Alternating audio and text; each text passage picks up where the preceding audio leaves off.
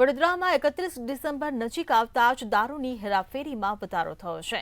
વડોદરાથી આ સમાચાર મળી રહ્યા છે। 31 ડિસેમ્બર નજીક આવતા જ દારૂની હેરાફેરી વધી છે। નશાના કાળા કારોબારને રોકવા ગ્રામ્ય એલસીબીની મોટી કાર્યવાહી। પ્લાયવુડની આડમાં લઈ જવાતો ₹57.75 લાખનો દારૂ જપ્ત કર્યો છે। વડોદરાથી રોડ માર્ગે દારૂ ગાંધીધામ પહોંચાડવાના હતા આરોપીઓ। તો ચોક્કસ બાતમીના આધારે પોલીસે રસ્તા પર વોચ રાખી હતી।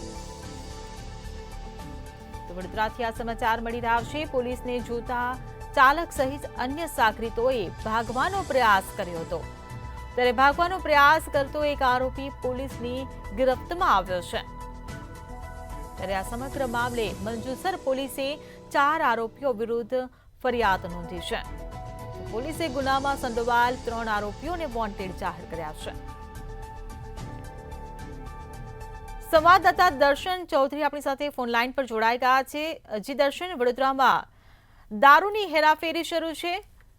વડોદરામાં 31 ડિસેમ્બર નજીક આવતા દારૂની હેરાફેરીમાં વધારો થયો છે, શું કહેશો?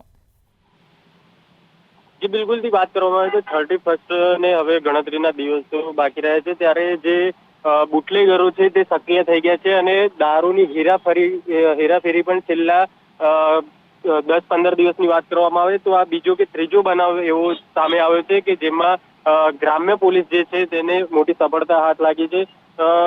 31 નજીક આવતા જ જે પ્રકારે દારૂની હેરાફેરી થતી હોય છે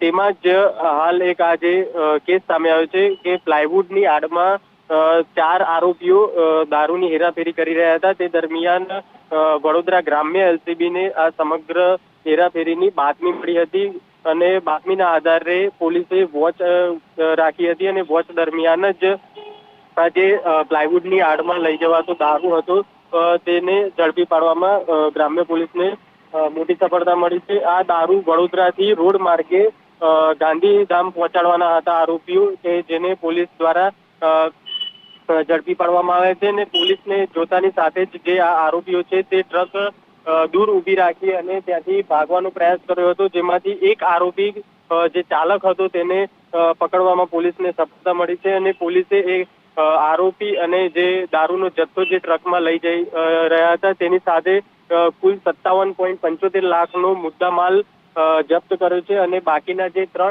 આરોપીઓ છે તેમને વોન્ટેડ જાહેર કરી વધુ તપાસ હાથ ધરી છે। જી દર્શન, સમગ્ર માહિતી બદલ આભાર।